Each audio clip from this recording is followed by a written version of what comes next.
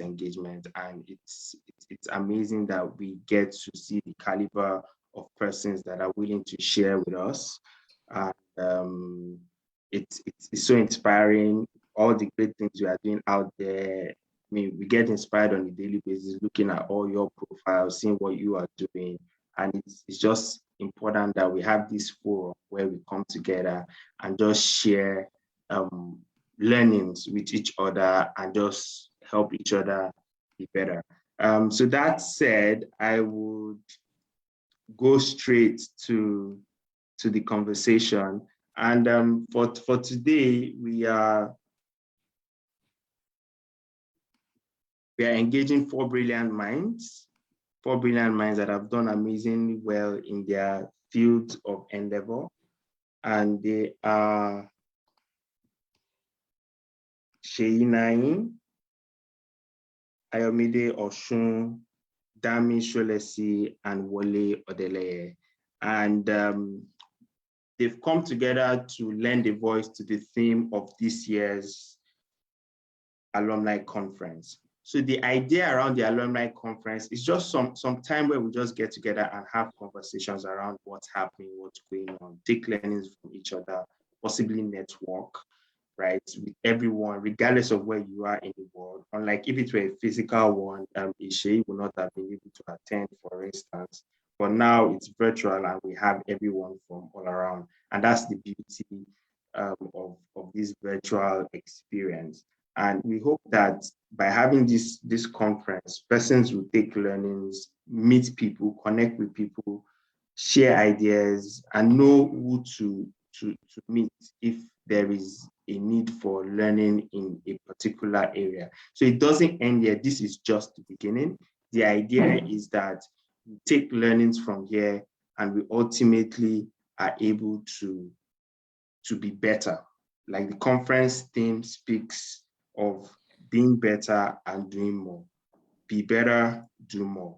And our focus this year is technology. So we brought persons that will speak on how technology affects different areas of our lives and how we can leverage on these different areas to be better and to do more. So today we shall be having four focuses, right? We'll be focusing on entrepreneurship, we'll be focusing on self-development, we'll be focusing on personal finance, and we'll be focusing on career advancement. These are critical areas that we believe will touch on what matters really to young persons like ourselves. And I would be introducing the speakers, and then I would be commencing the sessions with them. So I'll start with ladies first, they say. So I'll start with Damilola Sholesi, right? So Dami's passion for animation dates back to when she was a child. She loves cartoons and producing them has always been her dream. At Smith's Animation Studio, she's privileged to work on some amazing projects where she brings in her creative and organizing skills. Smith's Animation Studio combines creative talent and innovative technology to create excellent, entertaining computer animation.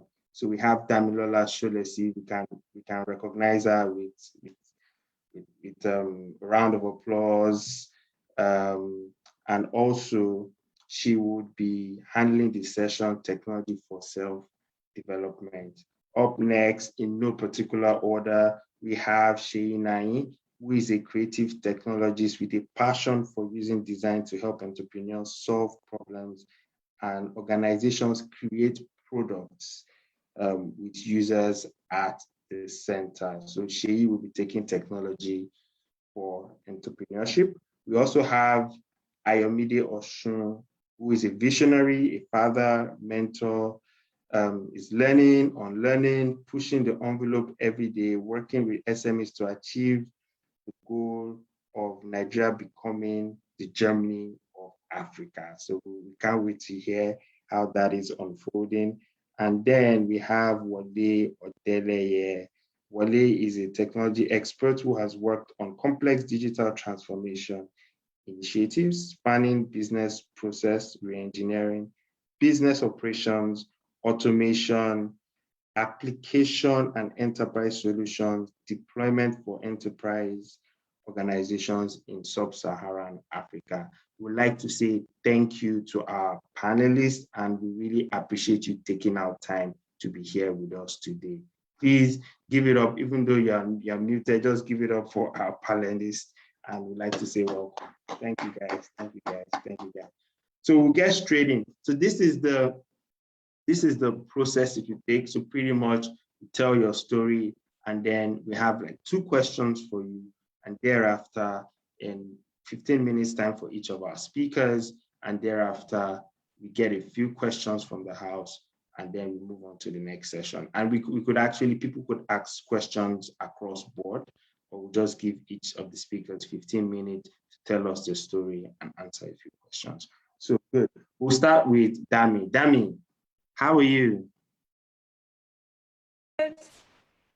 I'm good. Okay, awesome, awesome. Good. So you have such an interesting profile. It's not the regular profile that you would see, right? And it's important that we have you here and share what the strides you are making in the technology field, because there's typically this bias that technology, we don't get too many, technology is not necessarily the space for women, although we are pushing the narrative otherwise these days, and we are seeing a lot of ladies, women get into technology. What's your story, and how have you been able to play in the technological space? Okay, thanks so much, Shegun Dada and the entire alumni team for inviting me. I'm really honored to be here to speak today. And thanks also to my co-panelists, some of who are in my set, Wale and Shay. Yeah, my story is actually very, very intertwined with BMJS, surprisingly. So I've shared my story a couple of times, and every single time I share my story, I always talk about how it all started for me.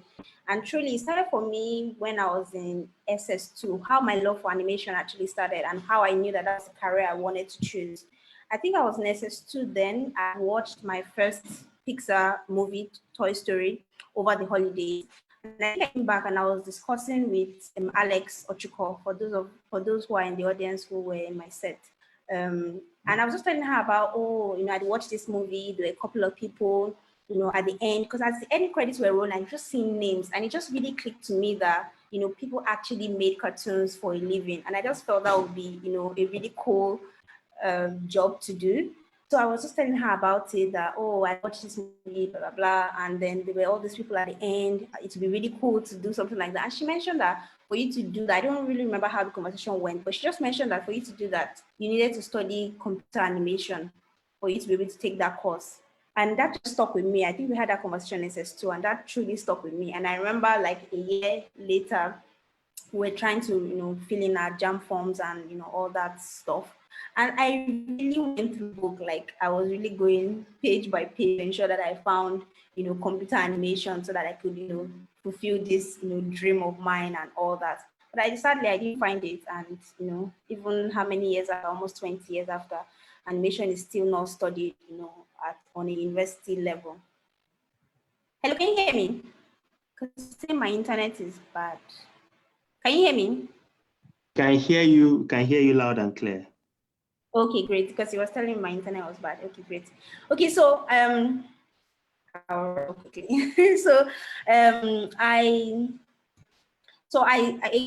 see computer animation, so I studied for computer science. And to your question, Shegun, quite a number of even after I studied computer science in the school in the university, I noticed that we're always very few ladies. I think in our class, 100 and something, maybe we're about 20 or so. I don't think we're 20, maybe 15 or 20 ladies that were in the class.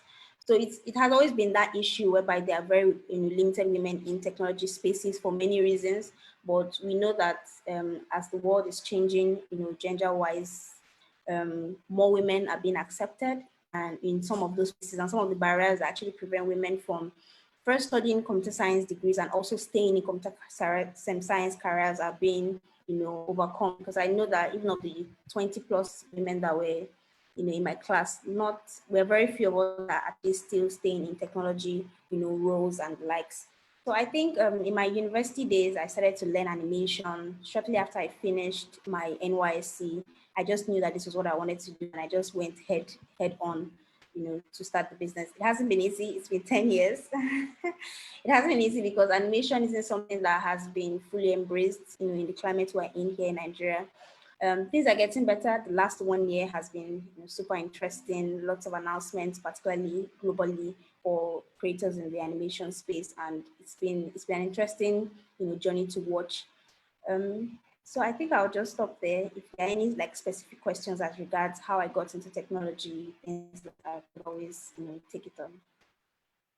Thank you so much. Thank you so much, Dami. That was really, really good. So we want to take a look at how you developed yourself, right, to play in this space, right? So what challenges did you have? And you bring up a very unique point.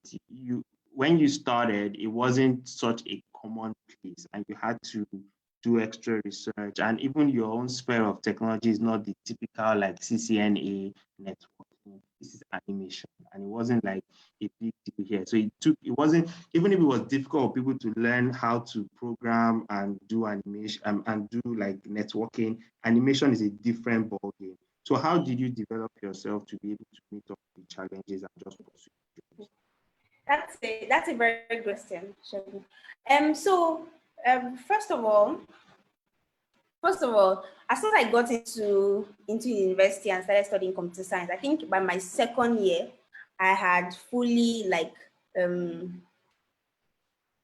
accepted the fact that my career had changed from what I originally planned it to be, which was animation, and that I needed to embrace, computer science, fully. And back then, I think even maybe till now, what was common for computer science students to do was to get certification courses. That's what you did. So as soon as your holiday rules about, you try and rack up as many of those as you possibly can. So I think in one of those trips, I think my second year, I went to NIT, which is a popular, computer school here in Nigeria. Went there, with the hopes to want to study something, Java, whatever, just study something. But surprisingly, all the courses that they had on ground were over the, limited, holiday time I had. I think everything was like 4 months, 5 months, and I only had, 3 months at the time of holiday. So I think as I was just stepping out, I just saw one tiny, like the smallest poster ever that said something about animation. And I was like, what is this? What is this? So even she was a bit dismissive about it, but I was like, I really wanted to learn. So I went into the class. There were just like two of us in the class. And this was like an opportunity to like relive my dreams and all that. Getting into the class, like maybe by halfway through the class, I realized that my facilitator wasn't as conversant with animation as I thought he would have been. He's more of a civil defense engineer who does like AutoCAD and stuff. But Maya was the software that we were learning, and he wasn't very conversant. But again, I really didn't care. I had the software, I had a manual, and I just went at it, learning and learning and learning. During that period as well, too, I needed to learn more for tutorials. I used to go to cyber cafes back then because we didn't mobile internet access back then. And I remember my mom was always like, "What are you always doing on the cyber cafe?" Because I had to go like in the evening so that I could like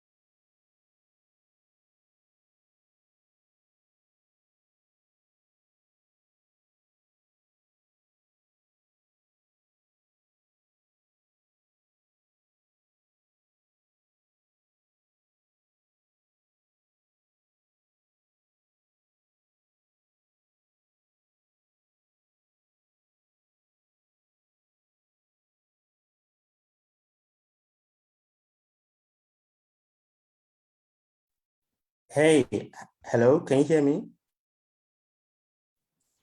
Yes, Shagun, I can hear you now. Yeah, I can hear you now. apologies. Okay, so it knocked me off, so I'm back, and I think I've been able to figure out my camera. So that means so sorry for the break in transmission. Um, yes, so thank you very much. Can you still hear me? Yes, loud and clear, Shagun. Okay. So Dami, are you still there?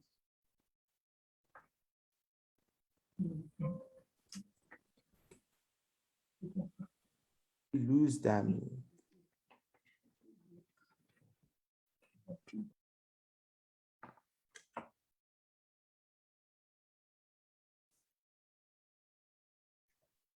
I'm so sorry. Technology is not on our side today.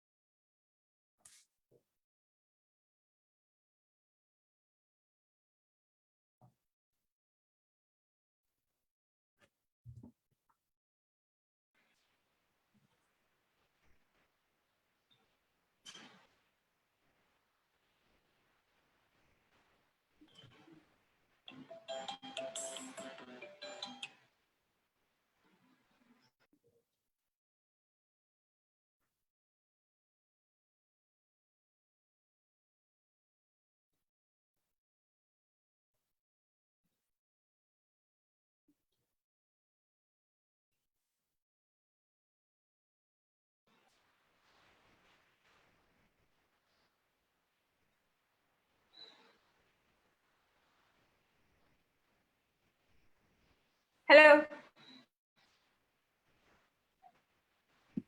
Hi, Daniel. Can hear you. Yeah. So sorry, I was kicked out. I had to change my internet provider. Did you guys carry on without me? I can't see Shagun.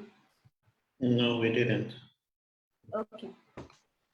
Should I continue? Yeah, sure. Okay. Okay, great. So I started learning the course, going to cyber cafes, of which my mom was not too pleased with.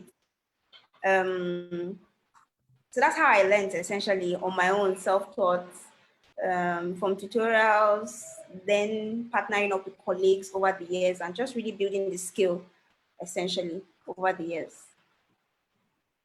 I can't remember the second part of the question. I think I.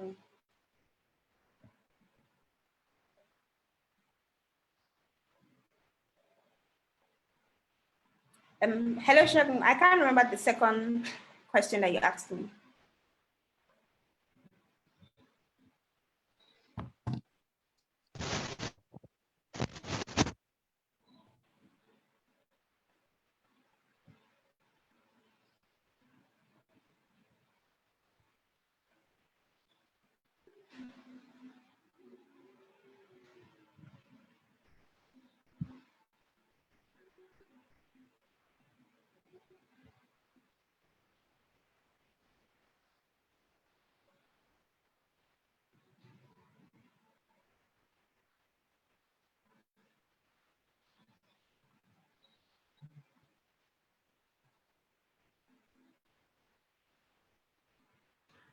So, Dami, welcome to Gabit Media. So Dami, I wanted to ask a question. What softwares do you use for your animation? Okay, great. Primary software for 3D is Maya. I started out with 3D Max, but then moved to Maya. For 2D, because we now do 2D as well, we do Toon Boom and a bit of After Effects. Would you suggest using Blender when you want to start up?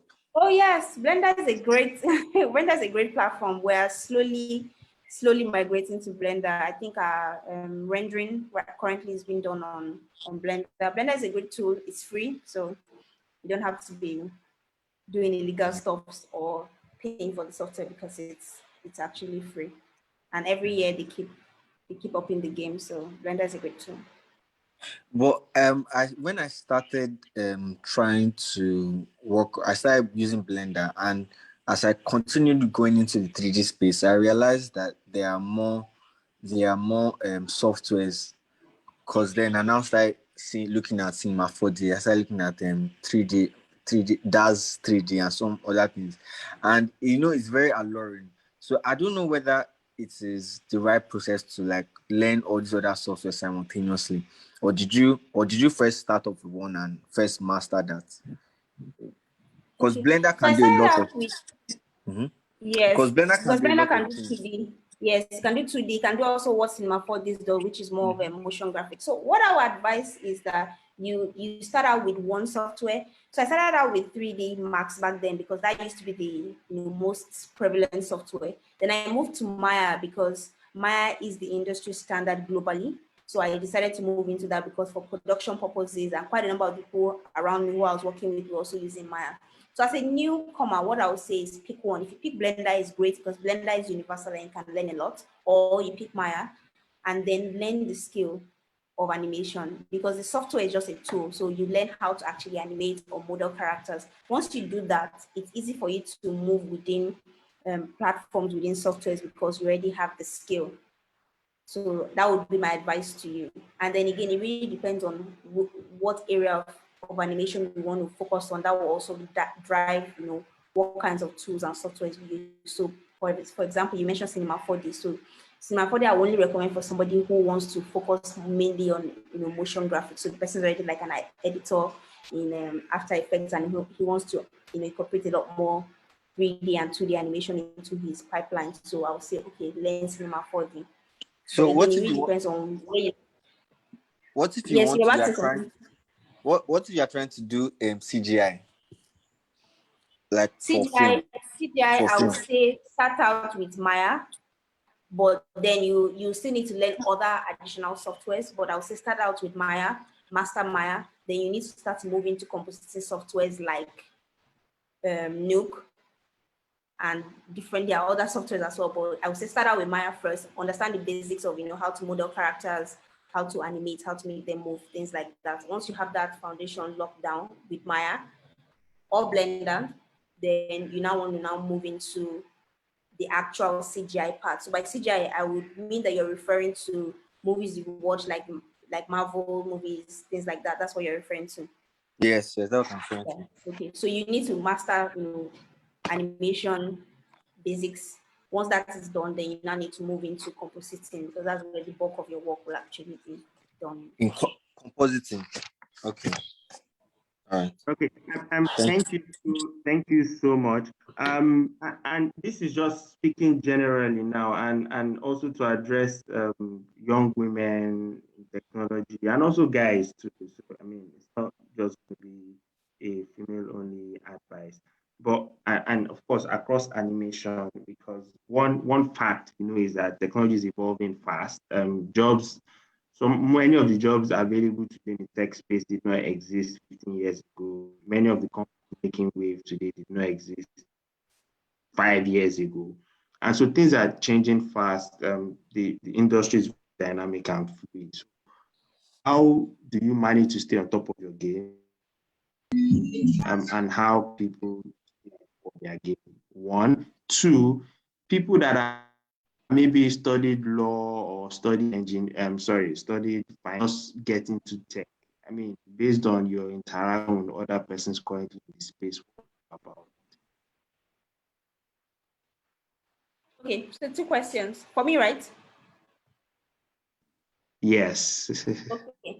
So the first one, how do I stay on top of my gaming technology? Which is true, technology is fast changing. Even animation is fast changing. Every single year there are new tools. I think I just do a lot of research. I search out what are the trends, what is going on within the industry, and just trying to ensure I'm keeping myself, abreast. Like again, the animation industry has gone through cycles. When we first started, we're all about adverts, and all that. But now we're drastically moving into content, and we had moved into content since 2017.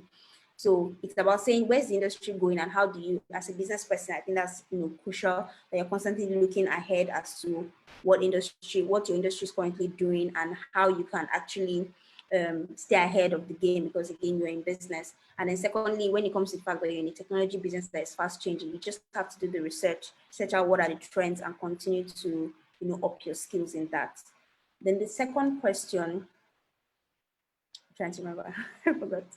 Yeah, so persons that want to cross from maybe the okay, yes, science. people that want to cross. Okay, fantastic. I think for the wider technology business, so not just animation generally, but wider technology industry, I think it's a great time for anyone who wants to cross over, because what we're seeing now is, yeah, back in the day it was people just focusing on tech tools and tech solutions to be able to solve issues. But right now people are now looking into niche industries. So you mentioned someone who is studying law. I'm sure there are a lot of pain points that lawyers are going through. I don't know, maybe off the top of my head, automated, databases, cases, stuff like that.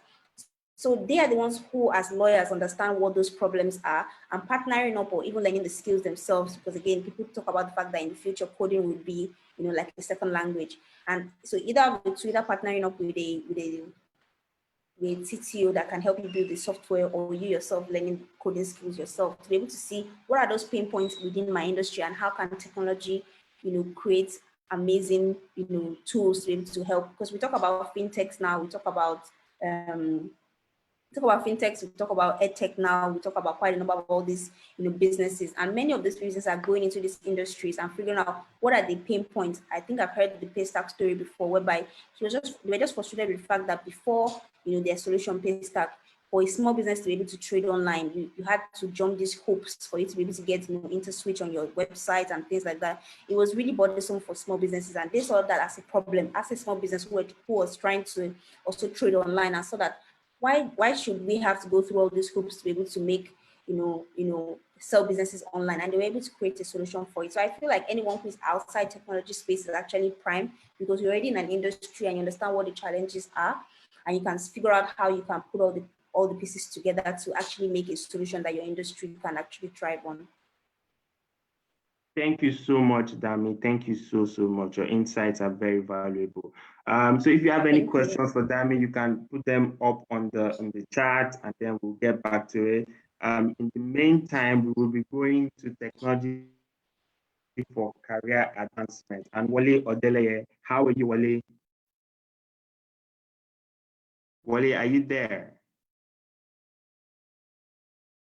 Once again, I don't know, my video should be showing, but the system is being dramatic, so you can't see my video, unfortunately. But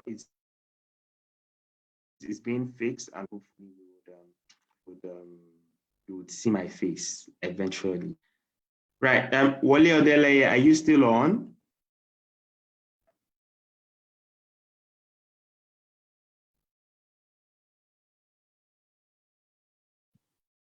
Okay, so we can go to Shay. Shay, are you there? Can you hear me, Shay? Yeah, I'm here. Can you hear me?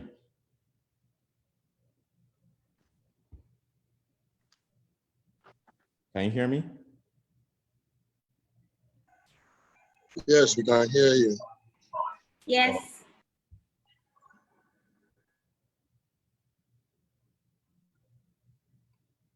Okay. Should I just start talking about how I started, or?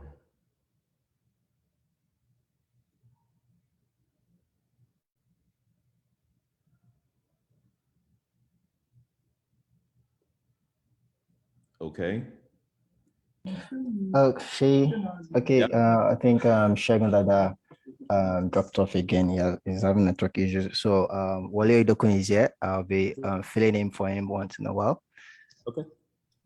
All right. So basically, like we started off with Dami.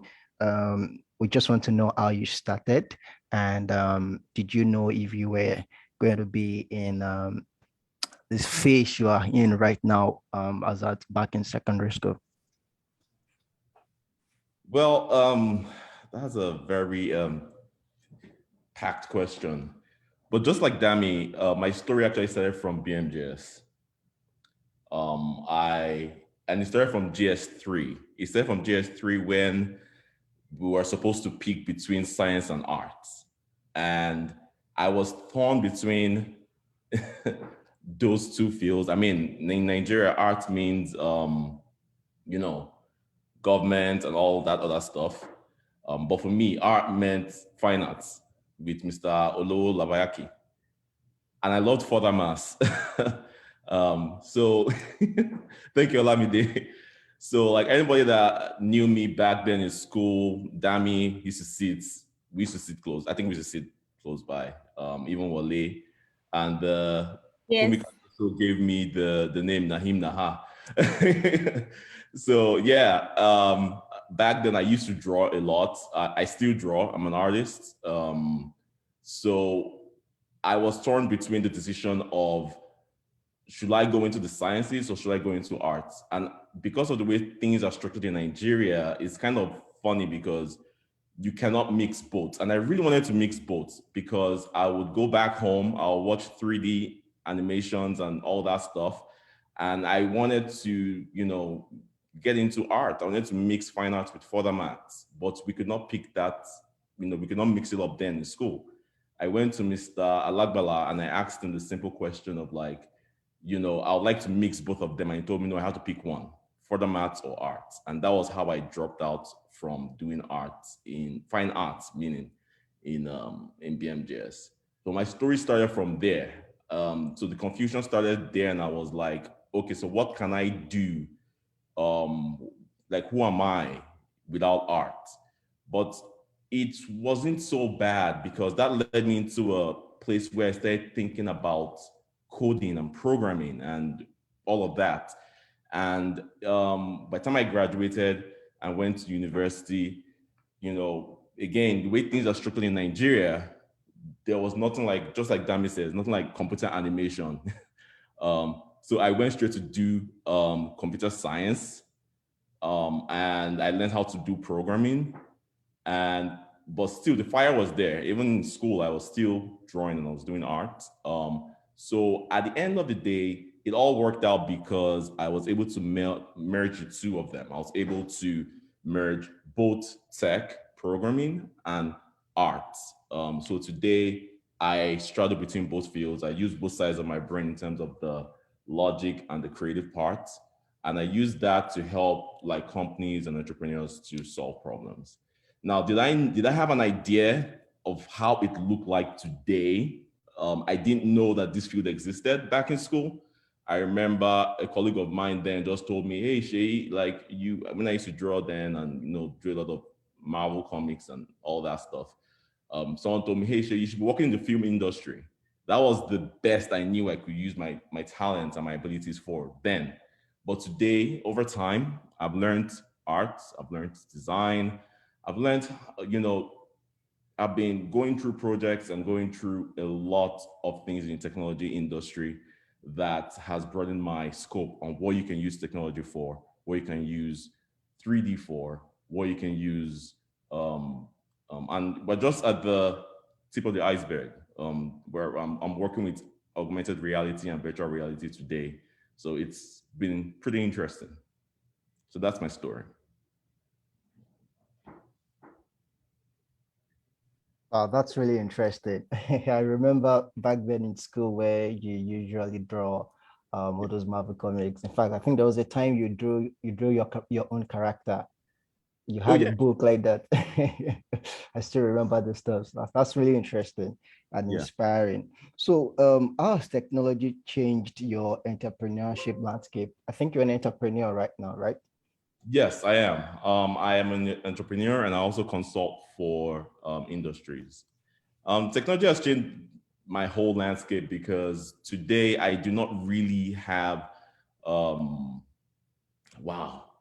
Um, Today I don't have to walk into rooms to say, hey, I studied at Harvard. I don't have to walk into rooms to say, hey, I studied at Stanford. I back then the hustle and the grit of everything I learned in Nigeria. I'm from school then in terms of programming, in terms of motion graphics, in terms of everything, um, pays off today because now I just walk into rooms and I show them this is what I've worked on, and immediately they say, "Oh, can you do this for me?" And immediately, that's how I get contracts, or I work on proof of concepts already, and I show that to like companies, and they're like, "Oh, wow, this is exactly what we've been thinking of for the past 10 years." So technology has really been very valuable for me. in my life right now. Yeah. Oh, that's interesting. So what kind of technologies can young or aspiring entrepreneurs deploy to improve or grow their business? I think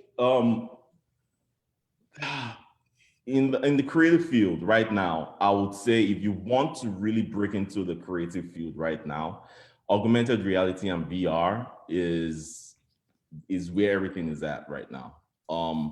If you can come in today and understand how to use tools like Unity 3D, how to use tools like Unreal Engine, how to use, even Facebook has like, I did some projects for for Nigerian artists here, and I use Facebook's tool called Spark AR to just create like filters to move like his physical artworks into the AR realm. So tools like that, as a young person, you can just pick it up today, go on YouTube and you can learn. Just go on YouTube, learn how to do it. You don't have to have a certification for all those tools. You just have to just have the grit, and you just have to have the will to learn those tools. So go on tutorials, learn a little bit, work on your own personal projects, and then create a portfolio for yourself.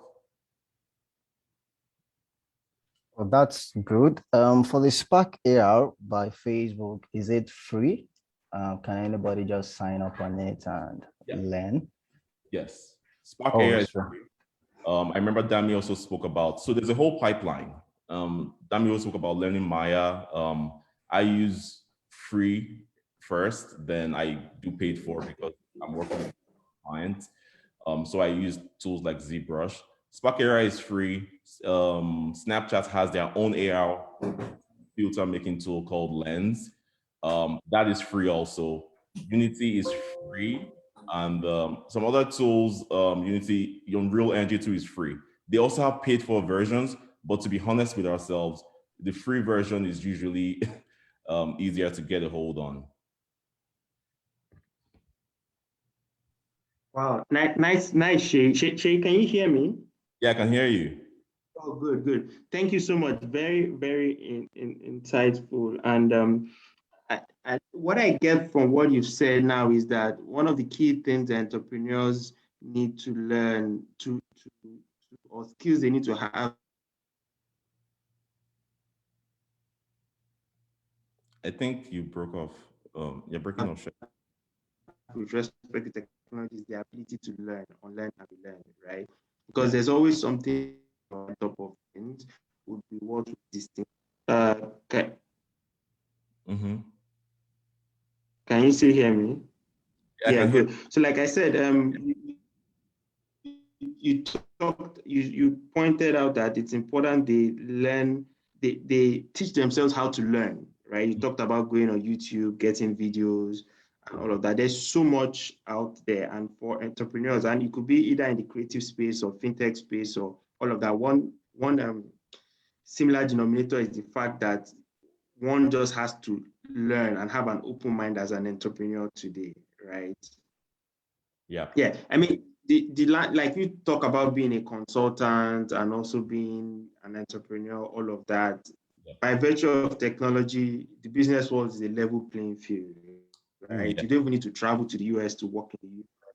You don't need to be a British citizen to get a job in the UK. I mean, there's so many opportunities out there, but it's just that ability to leverage technology and unlearn and relearn as an entrepreneur, right? So one final question to you is what has been the biggest impact technology has had in your exploring the world of tech, in your consulting? What has been the biggest impact that technology has had on you? Wow, I think anybody that knew me then I was a very, this is not about even how much you can make from the tech space. It is much more personal. But like anybody that knew me back in BMJS and even probably when I was in university, is that I was a very quiet person and I probably used to talk a lot. I probably still don't talk as much as I should. But like in the world of tech, you have to learn to speak up. You have to learn to be able to create proposals. You have to learn to be able to create proof of concepts, and you have to learn to be able to pitch your idea.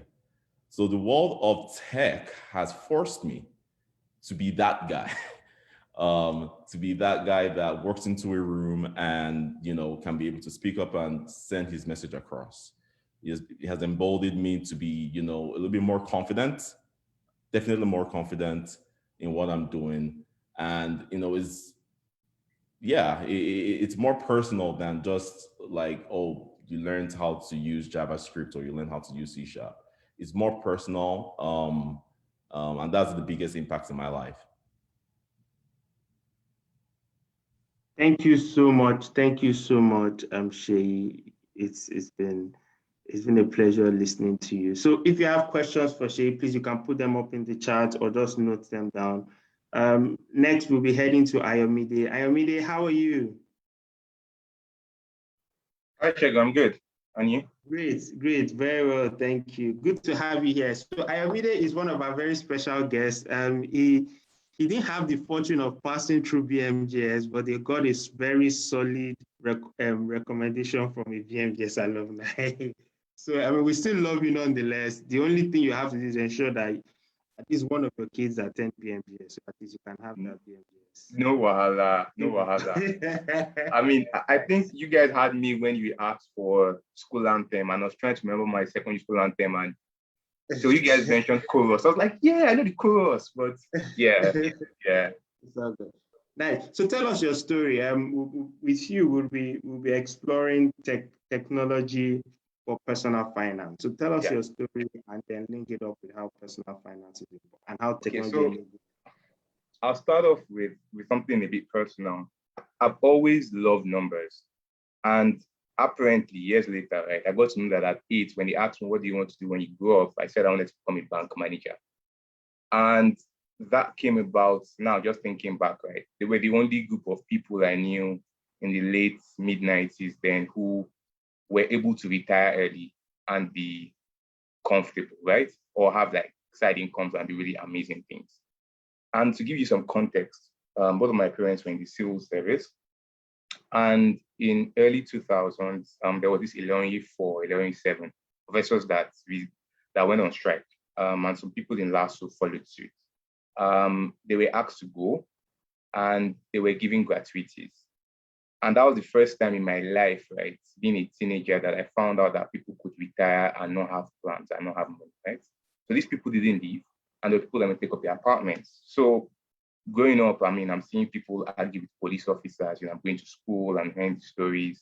And so it clicked then that, you know, I don't want to be that person, right, that at retirement, I don't have any plans. And that kind of kept at me till uni. Because of my love for numbers, economics kind of came like what I love. That was my, let's call it my 9 to 5 in uni. But what I really did to make money and enjoy my life was helping businesses negotiate deals, connecting people, getting investors to invest in businesses and making a cut of everything. So it usually goes like this: have a conversation with person A, what are your numbers? Let me help you do better. And off your newly found profits, right, I make something. So that's basically how I started to push that thought that I had that, you know, at retirement, we should all be good and have plans. In my 9 to 5 now, I'm in biotech. And I also realized that a lot of my colleagues don't know things about retirement plans, pension accounts, how to automate investments, right? And that started being a pet project of mine that finally evolved 2 weeks ago into like my first YouTube video on how much to retire in Nigeria. You need to retire in Nigeria. So that's kind of like my story thus far. Nice, very exciting, very, very exciting, Amide. So now with all of this piggyvest, Chaka, all of these things that the internet has made happen, how do you think young people can take advantage of technology to improve their finances and avoid circumstances where they are retiring without having anything left? How can technology aid personal finance? I think before we go into technology in itself, we need to realize that building wealth requires three things, right? So you need leverage / a pipeline, you need time, and you also need knowledge, right? And you could argue on what the vehicle could be, right? Could it be real estate? Could it be stocks? Could it be crypto, right? But you also need to learn about these things. And that's where YouTube, for example, the Google helps, right, in terms of technology. You could argue about the type of assets. So crypto, you might think a Binance or a KuCoin. And if you think maybe stock and real estate, you think about Rise, Chaka, and Bamboo. But one thing that is missing from us as Africans, right, is the ability to think long term. And there's science that actually alludes to this, that the typical African an exceptional African that is in the top 1% only thinks 5 years into the future. And that is a really great barrier for wealth building, because to really build wealth, you need to be in a space where you are not taking unnecessary risks and you are hedging your bets, right? And with that in mind, I would say one of the things we also need to consider is how to build that knowledge of educating ourselves. And like the previous panelists have said, right, continuous learning in different areas. Nice. So very, very interesting. So now bringing it back to the basics and just like for people to work out, right? So now practically, how can people go? And I mean, we know you are not representing Piggyvest or anything. No. I have no. Okay, so I need to do a disclaimer. So I'm a co-founder in a micro lending startup.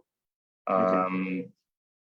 And that is the only thing I need to talk about, right, and put it out there. But to start off, I think what we need to know is once we go past survival, right, that how much you need to survive, right? Depending on your income, how much you need to survive, you need to have a budget, right? You need to sit down and look at where my funds going to. So if you want to look at the technology aspects, you look at Mint app, it's free. For those outside Nigeria, you could look at Personal Capital. That kind of helps you track like your expenses and start building wealth because you have like an investment pot. You could use Excel, right? And go online and just type in a budgeting template and just find out where your money is going to. As Nigerians, we need to also consider that rent is important if you are living in a rented apartment. And once you have the basic expenses out of there, then you need to know how much is for fun, how much is going out in terms of black tax, then how much is really available for investing. So once you have that overview of where your money is going to, that is when it starts to hit you. And I could give an example of someone I had a conversation with. He realized that he was spending 40% of his income doing giveaways on a monthly basis. And I'll use the word giveaways, right? Because he never really understood that he was spending 40% of his income that way. And he was like, wait, oh, so this is why I can't pay my rent, right? I mean, because he was literally spending 40% of his income giving out. So the conversation we had was how to manage his stakeholders and saying, okay, look, times are getting difficult. They are really hard. This is how much I can give you going forward. The money he frees up, he doesn't spend it, and he literally starts to find how to invest. So budgeting first. Once the budgeting is in there, then you can start looking at your numbers in terms of savings, and you could look to have an emergency fund. Now, with the emergency fund, if you are single, it's advised to have 3 months living expenses saved up. If you have a partner, it's advisable to have 6 months.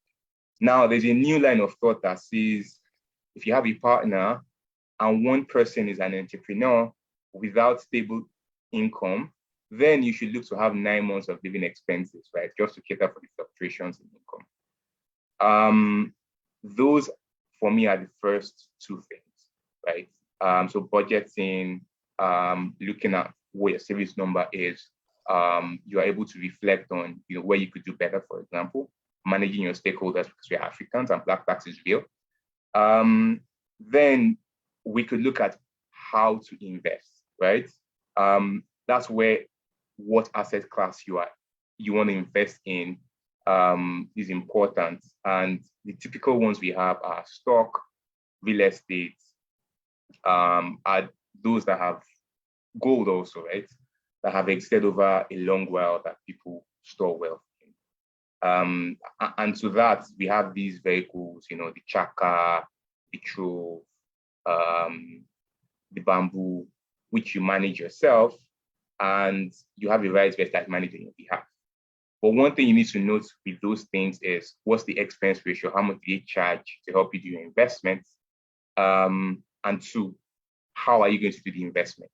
Actively by yourself, passively someone on your behalf. And just to put this out there, right, like as a free tip, you could also read the book by Jill Collins, Simple Paths to Wealth. And he advocates that you should just put 80% of your funds for investments that you have for investments into the US stock market and get like an 8% return year on year. Yeah, so I think I've covered it end to end. Okay, cool, thanks. And it's important that we all see the correlation between like all our prior speakers have said. There's just this, the new currency of the times, particularly for technology, is just that ability to learn, unlearn, and relearn. Because like all of these things you said, they're out there, right? And your curiosity is what will determine how well you're able to take advantage of the opportunities available. The beauty is that with what technology offers, you don't need to have like a stockbroker. Like those days, you needed to go to a stockbroking firm, sign up, then probably, and it was not accessible to young people. Now, as a young person, you just get an app, sign up, and bam, you're able to buy stocks. To this, I could give my personal example, right? And to someone that called me before they start, oh, you're coming to talk to my secondary school. I lost 90% of the funds I invested in Nigerian stock markets from my secondary school days to my university. So all that money that I said I made, right, a portion of it went into the Nigerian stock market. And as of May of this year, in terms of value, I had less than 10% of what I originally invested. And knowledge made me understand that I needed to find something else, right, to put my funds in. And the how and what came by what you mentioned earlier, right, continuous learning. And also, like you said, these vehicles were not available before. So even if I had the mindset, right, it was only for multi-millionaires in USD, right, that this was available to. But now this is available to all. And yeah, you could pick the best decision for you, depending on the stage you are in your life and how much you have. Great, thank you so much, Alumni. That's been very, very helpful. Do we have Wale Odele on now? Wale, are you back on? Yeah, I'm here. Can you hear me? Ah, great! Finally, yeah, awesome. So let's go into this quickly. So we're so interested in knowing your story. You are going to be taking us through technology for career advancement. So your career story and how technology has played a role in your career advancement and how we can actually advance our careers leveraging on technology. And by the way, you work for Microsoft too, so you guys own the very fabric of computing. So yeah, over to you, Ode. All right. So unlike the other speakers who provide specialist services leveraging technology, mine is, like you would imagine, the reverse. So I provide technologies to organizations who now need to use it for different specialist purposes, right? So I think in my case, my own journey started from uni, right? Specifically my 300 level. So I noticed a few things about myself, even right from secondary school. First of all, I think I hated most of the courses and subjects we were ever taught in school. I think I couldn't, because of the kind of person I am, I'm a very practical person. I was struggling to see how I could apply a lot of abstract concepts to day-to-day problem solving. But as that, when I got into my 300 and early 400 level, the curriculum in my university started to change. So there were a lot of outcome-focused courses, such as things around systems analysis and design, logic, and similar courses like that started to capture my attention. So courses like discrete mathematics was a struggle to me because I did not understand what I was doing. In any case, I finished uni. I studied computer science, by the way, but I did absolutely horrible in school. And then I got into NYSC camp. I served in Lagos camp, interestingly. And, for those of you who have served in Lagos camp, one of the things you would see is that you will find yourself in the midst of a very wide group of people. So you see those who attended MIT, Harvard in your camp. You see those of you who, you were fortunate enough to attend private universities. You will see those who attended some of the absolute worst polytechnics that exist in this nation, right? So yeah, it's a complete spectrum. And what that does for you, it gives you some perspective to know, should you decide to become a career person, what your potential is in the market, what your selling value is in the market. And like you would imagine, it didn't take me long to realize that, look, if I'm to compete with these guys who went abroad and came back with all these foreign degrees, I don't stand a chance in the job market. I'll probably find myself as a bank teller or some ridiculous job that way. So this is what I did. Thankfully, then LinkedIn had become a bit of a very active platform. So I knew that, okay, I wanted to build a career for myself within technology services. I was very specific. I knew that was what I wanted to do. I knew that was where I could succeed as a person. I didn't have all the facts. It was just a guess. But I just knew that, look, this is probably where I belong. So I went on LinkedIn and I started Googling and searching out profiles of people who had gotten to, well, the kind of position I occupy now, people who were there. And I was looking at their profiles, studying, okay, what were the kind of skill sets they developed as they moved across the ranks and as they changed jobs? What were the kind of achievements they did? What was the kind of knowledge they gathered? What kind of schools did they attend? And I did a lot of this gathering. So I did that. I studied specifically a lot of people who were working, senior people who were working then with Oracle, Microsoft, Google, IBM, even General Electric, right? And I never knew one day I would find myself working for those same organizations. Now, using the information I saw on those people's profile, the next thing I did was I sat down and I wrote a career plan. Right? It was very rough then. I remember then what I did was I put it on OneNote so that every year I can go update. And the way I structured it was that I wrote from when did I finish university? 2009, I believe. And I calculated a 20-year period, right? So from there to maybe when I turn age 40 something. And I then listed year by year, where do I want to be each year? So this year, I want to be a senior consultant. The next year, I want to be a functional lead. The next year, I want to become a director. I did the hierarchy. And besides that, using all the information I had gathered, I then identified what are the kind of skill sets, potentially professional certifications I need to gather. What are the kind of networks I need to build? And one of the things I quickly identified was the fact that at every phase, I was going to need somebody who would act as a mentor, who would also guide me across the journey. So I did that structuring. Using the information I then had, and I knew, okay, this is what I needed to do. And I did all these things shortly after I finished service. I then walked up to my sister because I didn't have money. And I told her that, look, this is what I want to do for my life. I need somebody who can sponsor some of my professional certifications, which she gladly did. So one of the very first set of professional certifications I started doing then was I did my CISA, Information Systems Audit. I did my PMP. I did a very large number of Microsoft professional certifications. I cannot remember all of them. And as the years went by, I kept adding to that portfolio. Now, the next thing I then realized was the fact that I needed to have a lot of projects related on the job experiences. Unfortunately, at the early stage of my career, I was working for very small companies who may not necessarily have given me those kind of experiences I was looking for. So what I was doing then, and I'll use my first company for example.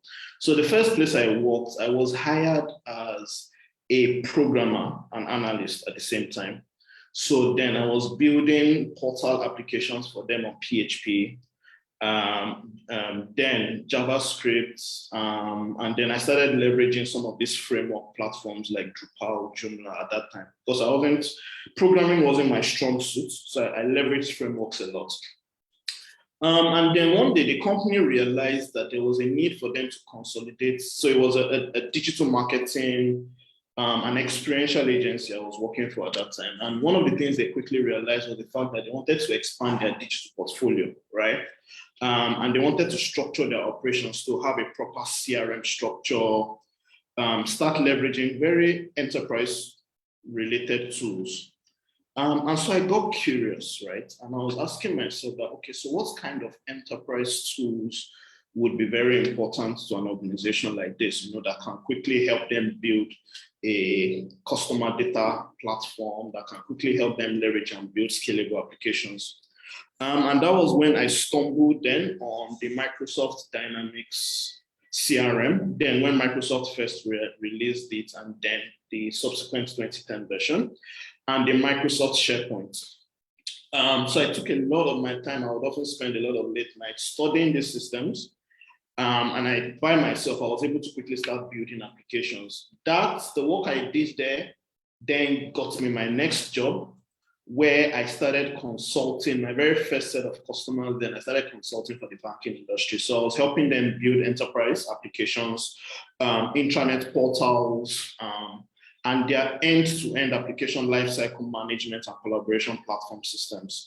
And then I started also expanding my capabilities into business intelligence, right? Then I started realizing that technical skills were only going to take me so far. And those are some of the things I heard Sheinai mention when he was speaking. The fact that at a certain point, you start realizing that it doesn't matter how good an expert you are. You can be the best enterprise architect, you can be the best programmer, you can be the best, name it, ERP specialist. But when you realize that you are starting to lack certain very critical business skills, these business skills cut across being able to do things around business analysis, industry knowledge, presentation skills, project management skills, competitive analysis, even being able to do specialist things around budgeting, communications management, and so on. You will not necessarily rise at the pace you want. So I started, like you would imagine, upskilling myself in those areas. And then I was then approached by Sage Global, Sage UK, to join them as a senior sales manager. And at that time, I had absolutely no knowledge of sales. So it was interesting that they thought I would be a good fit. Later, I got to find out that they wanted to have people who were sitting in sales operation functions that had very strong technical background, which obviously played into my advantage. So when I joined Sage, that was when I started taking responsibility for their Nigerian markets and their Ghana markets, specifically initially for public sector. And then I expanded my portfolio to oil and gas, manufacturing, and telecommunications, after which I then joined Oracle, and subsequently I joined Microsoft. As that when I joined Sage, I had already stopped applying for jobs. There was never any need to do that because it was a case of mostly referrals. Me causing problems for me at Sage, causing problems for them at Oracle, and they approached me.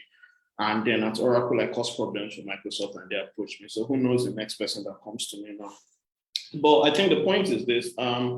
I realized that it was important I don't leave my career growth to chance. So unlike my counterparts on this call, I'm not necessarily the most entrepreneurial person. I'm your typical career person.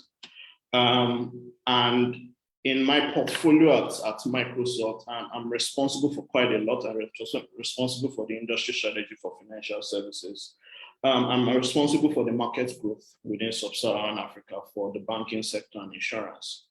And I'm having to leverage a lot of skill sets I have built over the years. So I don't even get my hands into technical stuff. People do that for me. But the benefit of me going through the trenches is the fact that I can then quality control what other people do. I can better give architectural advice to both customers and my colleagues who work with me, who provide inputs into my functions and my clients. And I'm able to correctly orchestrate a roadmap for the industry as to how we expect the Nigerian financial services to digitize over the next few years. And how key countries like Africa, Kenya, Morocco, Ghana, and a few minor other countries, how their roadmaps will also be from an industry perspective. And I think that for anyone who decides they want to go my own boring career routes, unlike the more sophisticated Shay and Dami, if you do want to come on my own kind of path, one of the things you need to be able to be honest is to be absolutely brutally honest with yourself. And you need to quickly recognize where your shortfalls are as a person and quickly know what are the skill sets you need to quickly build to plug in. You also cannot leave your career to chance. So you cannot expect your employer to be the one responsible for your career growth, right? And this is how I see employment, and this is me being honest. And I know, Shegun, you've understood this from your experience at GE. Your employment with any organization is a contract, a mutual contract, which expects that you deliver value to them. But we forget the part that beyond your salary, they're supposed to deliver certain values to you, which includes your growth. So as much as you are delivering those outcomes, you're helping the business grow, you're structuring their operations, whether you're an accountant, you're helping them standardize their financial consolidation, budgeting and planning and strategic analysis, or even their modeling, or you are in HR, you're helping them establish robust talent management processes. As you are doing all that, you need to also reverse it and ask yourself, what do I want this organization to do for me? Do I want them to send me on trainings? Are there specific skilling initiatives or mentorships I'm going to need to grow? What is my growth plan? And to do this, you need to have this conversation in a structured manner where you are telling your manager, you're taking the superiors that, look, this is what I've done in this company. This is how I want to grow as a person. These are the areas I'm looking at growing. What can you do for me? It changes the nature of your engagement with any organization, whether you're a full-time employee, a part-time employee, or even in a consulting function, to one where there's a constant focus on value. And once you start to focus your career from the perspective of what is the value I gain, what is the value I give, you will notice that your career growth will grow a lot faster than when you are simply waiting for when the next performance review cycle will be. So that's just a short recap, Shegun. I think I'll stop there for now. Thank you so much, Wale. And that was a lot to digest. That was a lot to digest. So I will hand over to Wale to take the questions if there are any. So let's take the questions, and then we still have our panelists on to answer any questions. Please feel free. Hi. Let's take the question. Hi, good afternoon. My name is Damilola.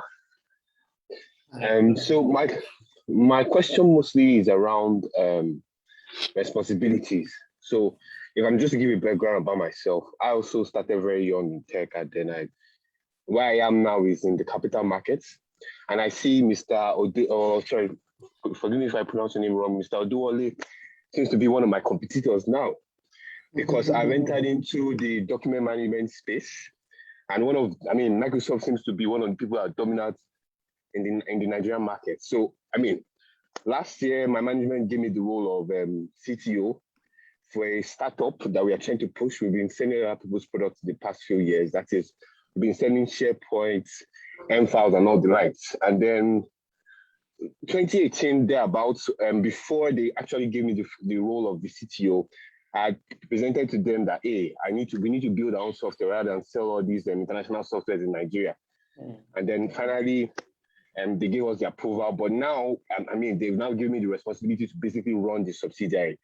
My challenge right now that I'm facing presently is being able to communicate to a management or to the owner of a business that is not technically inclined, that CEO, this is what we need to do. I've had to do several presentations to try and convince them basically on how to should I say, reposition the business. And I haven't seen any resource or anything that will help me, should I say, present it. I don't know if you have any advice on maybe resources or things we should also look at, or even skills that I'm meant to acquire to be able to convince the management of, okay, this is what we want to do. There's a market for it, there's a business for it. And then I think we should go this route. Thank you. Thank you so much. So, let me take your question the other way. One of the common problems, so I've spent a lot of my career in industry consulting, and I consulted extensively for the capital markets, central banking, both at the operating stage and at the regulatory stage, so for CBN and NSA. One of the common problems I noticed people who hold technology roles face is, like you said, correctly articulating what technology is supposed to do for this organization, right? Because there's always that misalignment. Now, if you pick an industry broadly, the financial services and capital markets industry, for example, there are 5 key priorities these industries are typically looking out for.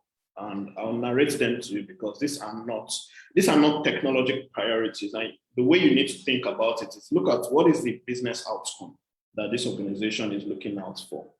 And from those business outcomes, you now need to walk backwards into what are the kind of enablers from a business architecture, an application architecture, an information architecture, and a technology architecture that will then deliver those outcomes to those organizations, right? So if you take financial services, for example, there are 5 key priorities. The first is being able to deliver differentiated customer experiences. The second is being able to modernize core operational systems. So this can extend to either core banking systems, enablement of open services such as open banking, open financial services broadly, which is where you start to see a lot of these fintechs come into play. The third area is being able to manage risk. And by risk, we're talking about things around operational risk, market risk, investment risks, for example. The fourth area is being able to combat financial crime, which is where cybercrime, cyber control, and that's why you notice financial services organizations are very reluctant when it comes to adopting modernized technology because they don't quite understand how they will deal with the components of risk, right? And the final area is being able to transform employee experience. So in the illustration you gave, if you're trying to position document management solution, you shouldn't be talking about document management. The correct terminology you should be using for them, for example, is enterprise content management, on how you want to then orchestrate their processes and the corresponding artifacts associated with those processes, regardless of whether it is front office, mid office, or back office functions. That's how you need to narrate it to them. And you need to keep it as a business function, making sure that you understand who are the key business stakeholders I'm supposed to be speaking to. For an area like enterprise content management, for example, you should be speaking to people who are in high volume operations. So people who sit with call centers, people who sit with front office functions, people who are responsible for large volumes of documentation. You need to be talking to them because they are the ones that are now advising on what their own priorities are. And I'm using that as just one loose example. So you need to always think about it. Outcome, work backwards. That's how you always need to think about every single industry you ever need to provide technology services for. To your question, Dami. All right, thank you, Wally. That's really insightful. Damlola, are you still online? Yes, I'm with you. Okay, so I think you're fine with that, right? Yes. At least gives me some insights. Yes, thank you. Okay. Before I take any other person from the floor, I'm going to read out a question from the chat. Someone, okay, Olamide Dosumo asked, what about crypto as an alternative form of investment? I'm looking at the long term, like 10 years. I think this question goes to Ayomide. Yes, it does. Okay, so just to clarify, 10 years, is it retirement planning or just a pool of funds to have? So I'll answer as such, right? If it's retirement planning, I don't think crypto is the best option, right? High risk, high reward, high volatility. It will be wonderful to see your investment go from 10,000 US dollars to 2 million US dollars. Then you retire being happy, and next morning you wake up and it's 50K, right? And you have to go back to work.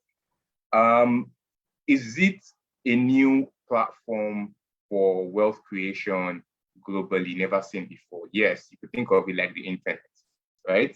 And the dot-com crashes and the boom and Teslas and everything coming out of it.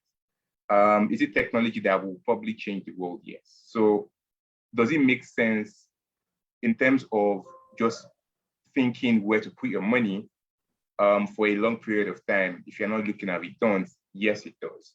However, it comes back into risk management and what you're comfortable with based on the stage you are in your life, right?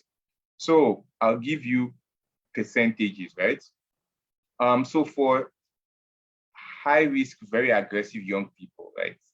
It's advised that you put in about maximum 30%, right, of your investment portfolio towards very high risk investments. Minimum of 10%. Once you know about the industry, you learn a bit and you feel a bit comfortable, and you could increase that as such. Now, people could come to tell me that you know someone who has 90% of their funds in crypto, right? But the question I'll throw back to you is, how many do you know who have retired and still keep all their money in non-stable coins, right? I would bet the handsome sum that they have it in coins that are pegged to the US dollar, right? Your USDT, your USDC and the likes, and any interest of that. So that would be my take on how that could go, what that could look like, and yeah. Can I just add to that? Olamide, when you say crypto, it's interesting because everybody goes straight into like Bitcoin, Ethereum, like oh, that's crypto, and I'm just going to drop my money in there, and hopefully the market goes up. I'm going to gamble and make that money. As a tech entrepreneur or creative entrepreneur, I think of it more of application. Think more, first of all, anything crypto right now is very highly volatile. I do invest in crypto myself, but I think more in the terms of long term. If you're saying 10 years, think more in like applications that will come from the crypto space. Now, I am still doing a lot of works, NDA, still approved, in spaces in terms of NFTs, non-fungible token. That's an application of crypto. Do you want to invest in art? Do you want to invest in applications built on the Ethereum blockchain? Think more in that line.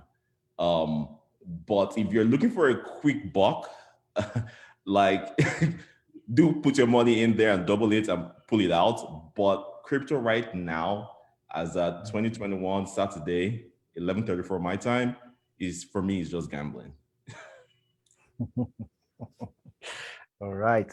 So any further questions from the floor? Anybody wants to ask a question? Okay. There's a question in the chat. Let me read that out. Okay, I think this question from Lanre Shodipe would go to Wale Odeleye. And the question is, what do you project would largely affect insurance in the coming years as regards to technology, especially with what Microsoft has in it? Playbook here. Thanks for the question. So in terms of insurance, our insurance strategy at Microsoft, we are focused on 4 priorities. So one of them is being able to deliver differentiated policyholder experiences. being able to modernize insurance systems, being able to help them with risk computation and risk modeling, because the foundation of what insurance is about risk, the transfer of risk. And you want to make sure that you can help with the risk computational processes from a digital enablement point of view, and that's where I'm coming from. You want to help them accelerate those risk computational frameworks. And of course, the areas around modernizing core systems are core processes. Now, the insurance space has largely begun a lot of divestments. And what they are trying to do is to then penetrate extensively within the SME space and see how can they start to position very niche products, right, within those spaces. Now, for them to do that, right, one of the things they need to ultimately provide is what you call customer lifetime value.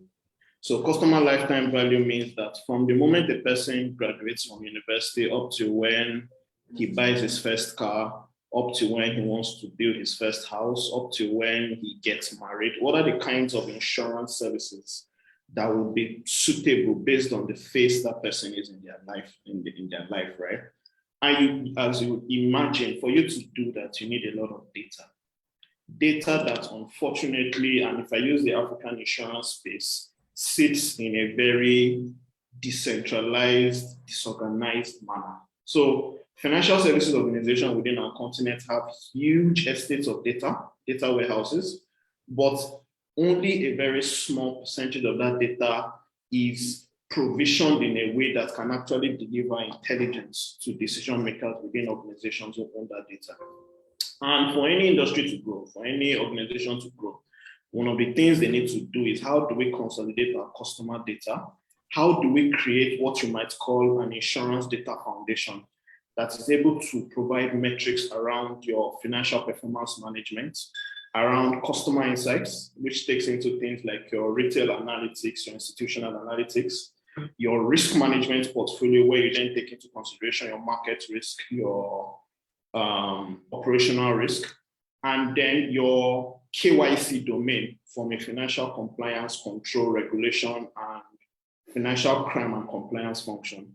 This data needs to come together in an intelligent manner that can then be used for delivering customer projections and business growth projections, as well as risk analysis modeling. So from a Microsoft perspective, those are the areas that I personally focus on extensively in helping these organizations rethink how they look at their operations and stop focusing on business is on one side, technology is on one side, and instead look at their business growth objectives as a series of technology-enabled activities. So it also requires that in their decision-making and the way they envision their digital growth, they are constantly looking at their business roadmap, their technology roadmap as an extension of the business roadmap, and they execute it in a manner that is driven not by members of the technology team, but by people who actually represent the business in a consolidated governance structure. So those are the things that we think about, and the only way any organization will grow or modernize within this space is when they think about it that way, because it also extends to how they then provide platform services to the third-party ecosystems, in this case, the fintechs who provide niche solutions. Because now what we are seeing is the big players, both in banking and insurance, the big players are starting to reposition themselves as platform providers who have this large customer base and foundation services. What they need to do is to now open themselves up to participants and stop looking at themselves as competition of fintech, because that's the strategy I'm seeing in the banking space and the insurance space, and I think it's nonsense. They are not your competition. You are supposed to collaborate together in a manner. You need to have those open digital strategies so that you can actually grow in a nimble fashion. Even here at Microsoft, mention one of our biggest competition, for example, we can say SAP in the business application space. And yet we have a strategy in Microsoft that takes into consideration collaboration with certain SAP workloads. We have multi-cloud technology strategies we drive with Amazon, for example, and Google, because we realize that in the end, right, we have the ultimate vision of modernizing industries. So let's work from the outcome. If I see my competition has better technology, hey, let me leverage it to deliver better value. In the end, the customer really doesn't care. It's the outcome they're after, and we're making our cool cash. So that's how also the insurance industry needs to start thinking and opening up themselves to ideas. To your question, Landry, thank you. So if I may go right on this, my 9 to 5 is in healthcare, and one of the issues we have is health insurance is abysmal in this country, basically non-existent. So numbers, right? 5% health insurance, less than 1% of the 5% have kidney care / cancer care cover, which is more than 11 million per annum. Basically, people have like 100,000 naira cover, 50K cover as normal, even for those that have health insurance. And when it comes to it, you realize that some people can afford to pay for mid-cap insurance covers, but don't, because we are insurance adverse. We believe that we are wasting money by doing insurance. And if you take that mindset, right, and that learning, you understand why our government takes a lot of time to take decisions. Now, in the private sector, we have the ability to be able to change people's minds by showing them numbers or telling them stories. I think storytelling, right, and partnership will actually help us switch it. Because if you talk to an individual and say, look, pay 20,000 naira for yourself and your family, and then you don't need to worry about going to the hospital the next time, because even if someone in is going for a 400,000 naira surgery, you are covered, right? Based on the cap that you have. Now, with the savings that you get, you can use that to invest in whatever, right? Bitcoin, what things that we mentioned earlier. Now, you could also maybe, for example, have your first NFT project. That puts you in a better space financially, right? It also helps you have better conversations with your friends and family. I think that tying together and helping people realize what it means on a day-to-day basis is currently missing, right? And that's speaking from a personal finance and healthcare point of view with insurance. Just to add, right? But Wale is spot on his analysis. I really loved it. Thank you so much. Thank you so much. And again, and thank you for the engagement, the questions, and please keep your questions coming. We're still here together, so we can always walk through getting you the answers. And I mean, our panelists they are not they're online, right? Since the focus is technology, even after this session, you can always reach out to them and ask questions, follow them and see what they're doing and how they do what they do. Thank you so much, our panelists. So now we'll just have like a quick breakout session and we'll split everyone into groups. The whole idea is just get to connect with each person individually. We have one question for everyone and just make it quick, sweet, and straight to the point. So the question is, if you had all the resources you require right now, what country would you travel to for a vacation and why? What country would you travel to for a vacation and why? So we're going to split us out into groups. We expect everybody in your group to answer that question. And then, I mean, yes, we will take it up from there. So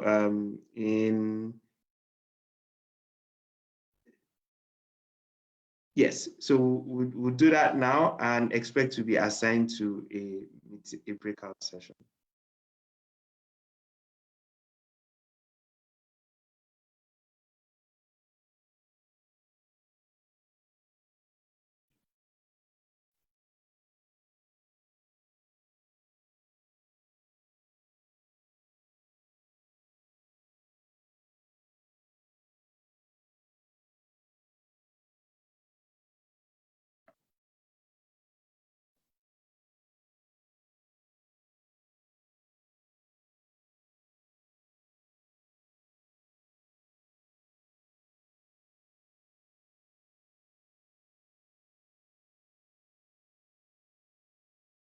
So if you are still on, you've been assigned to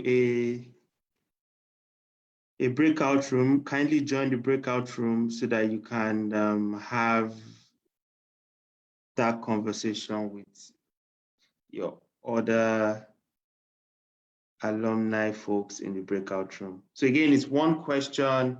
if you had all the resources at this point in time, what country would you travel to for vacation and why? So please, let's join the breakout room. You would see an invite to join the breakout room on your screen. Just click on it and join the breakout room.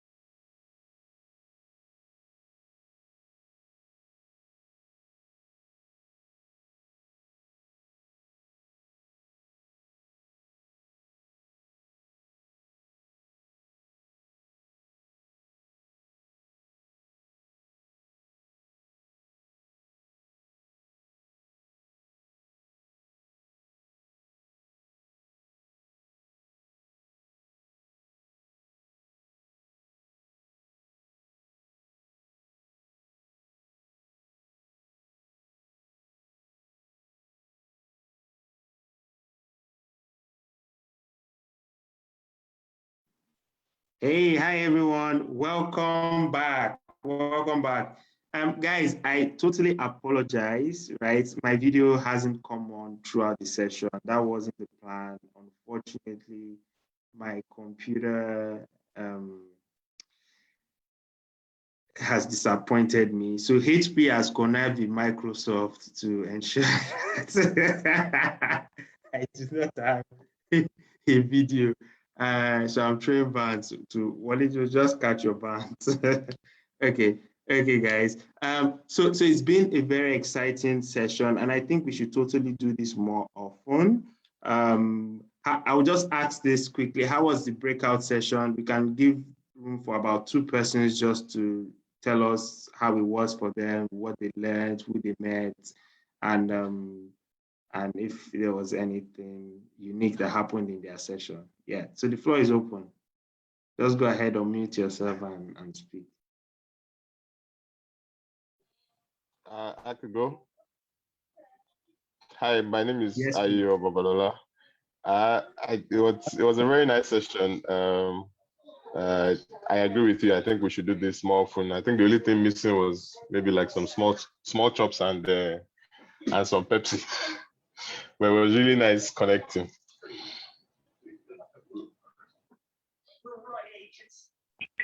Yeah, my name is Michael Savage. It was very great. I met the meeting halfway. I listened to Wally speak. It was great. I learned a lot. And in the breakout room, I met Tayo Fabio and James Lubini, and then we will talk about a couple of other things and how fintech can help us in whatever in our daily endeavors in the office. Thank you very much. I think we should do this more often. And as I didn't say, please bring small chops and then make it Guinness, not Pepsi. Thank you. No one is asking for sticky buns from the talk shop, man. Miriam, how far now? Rock bone from Mrs. Adebi. Shayna, good to see you. Man, it's good to see everyone. It's good to see everyone. Okay, so any last chance, anyone wants to say something about your meeting, your breakout room experience? Room for one more person. Hi everyone. Hello. So it was very nice. I was with Oluwole Edoku, and I did sincerely enjoy it. It was way great. And we did speak about data science, data analytics, and the future of work. As much as we're supposed to just connect and enjoy, but I think we did more work related conversation. But it was nice. I really did enjoy this particular, maybe because of the breakout session, and then because we were speaking about technology, and we know that's the future of the world, if not just work alone. That's the future of the world. So I really appreciate everyone. The speakers were wonderful. Oluwaseyi, Wale, I really appreciate you guys. I think we should do this more. The item 7 is important also, but I think we should do this. It's very important. Abisha is agreeing to that. Yeah, very important. It's a must. So please, our OSA schools, please. Let's see what we can do. You can monetize it since this is virtual. You can just monetize it, and we'll drop our account number. Wallet, credit our wallet. You get exactly. No, we'll do NFT small chops, something like this. Anything that works. We're okay with it. Once it's coming. Right, I do appreciate you guys. More grace, and well done for this. Yeah, nice. Thanks a lot. Thanks, guys. Yeah. We've I wanted to say something. Yes, I'm actually very happy that I actually joined in, because it's really inspiring for me to see a lot of BMJS alumni and every other person here that is really doing well in their individual fields. I'm honestly pained that I couldn't bring to some of my other friends. I didn't share it to my other friends in alumni of BMJS that could have really enjoyed everything I learned. I'm really excited to meet the creative tech people here, Dami and Dami, and yeah, and I honestly I've forgotten it, but I'm so excited because I'm really happy. I'll reach out to it. Yeah. I forgot your name isn't stream anymore. Anyways, but I'm really so excited, and I'm hoping to hear from all of you in time by. Yes, thank you so much. And it's personal finance. I was in personal finance break room, and I'm so excited to hear from everybody. Thank you. Okay, nice. Thanks a lot. Okay, so it was so amazing to spend time with everyone. Thank you all for joining. Like we said, we'll do more of this, and hopefully we get to meet each other and talk on some other interesting aspects of our lives. And yes, thank you so much, everyone. To our panelists, thank you so much, Sheyi. You were awesome. Thank you so much, Wale. You were awesome. Thank you so much, Dami. You did great. Thank you so much, Ayomide. You did great. And also my co-hosts, Wale. Thank you so much. And a pity we had network issues earlier. I'm glad we were able to resolve it and we had a smooth run thereafter. Thank you so much, everyone. We would just wrap up right now. Do we have?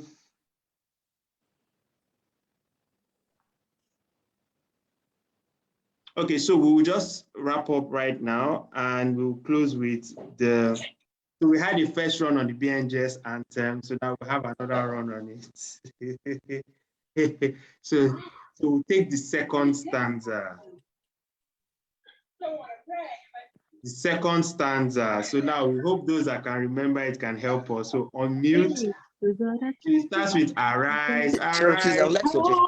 Match what we say and know. Tell the news. You Your Antita, tell the good news, Antita.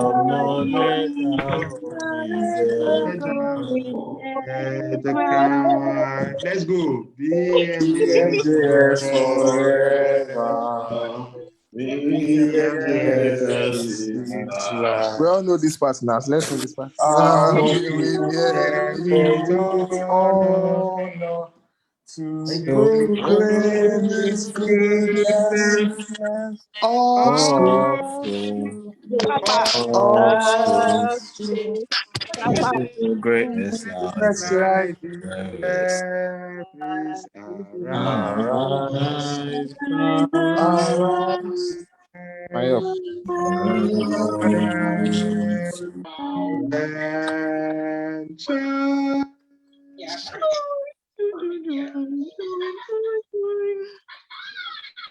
nice. Up school, everyone. Up school. It was great having everyone. Thank you so much for your time. And our panelists, once again, thank you so much for those of you that joined. Thank you so much. Really appreciate your joining. Have a lovely rest of your evening. Bye, everyone. Thanks. Panelists. Oh, I totally agree, Captain Gracie.